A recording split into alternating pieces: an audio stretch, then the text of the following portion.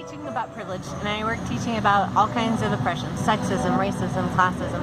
And one of my favorite things to do in class with my students is to get up to the blackboard, and I'll kind of divide up the board in half, and I'll mark half men, half women. And when I have a nice big room, I can usually do some fun stuff and say, all right, to all the men in the room, if you can humor me, tell me about all the things that you do almost daily, or at least a few times each week, to stay safe from sexual assault or sexual harassment. And then I wait, and there's usually a lot of uncomfortable laughs and a lot of silence, and folks don't really say much.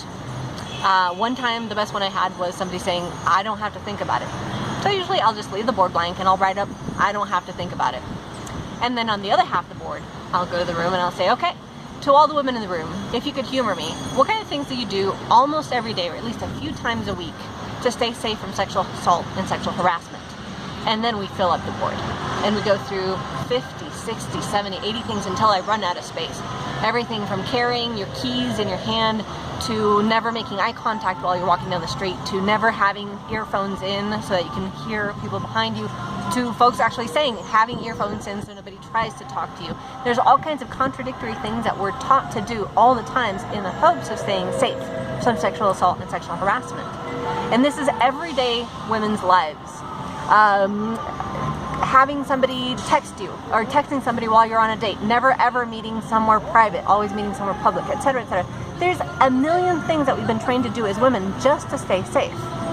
And when I'm finished with the exercise, we have a full board crammed and an empty board, and we step back and we look at it and think about the things that we see along the lines of the very different lives that we lead, men and women, what very different experiences we have, and how hard it is to understand what life would be like on that other side.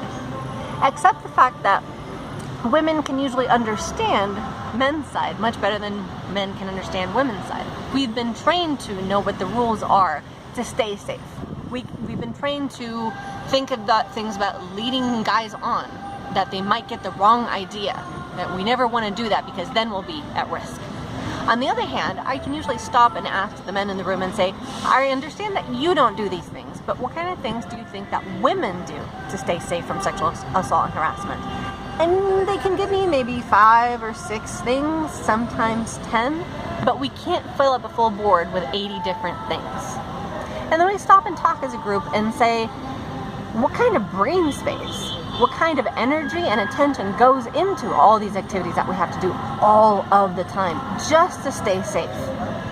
If we had all that extra brain space, what kind of cool stuff could we do with that?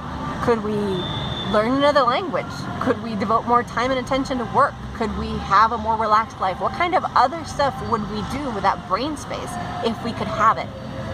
That exercise is really crucial to me because it lets us think about the stuff that we learn to take for granted, that we see as invisible, because it doesn't hurt us. So on the men's side, they don't often have to think about this. They can just be themselves because it doesn't hurt them.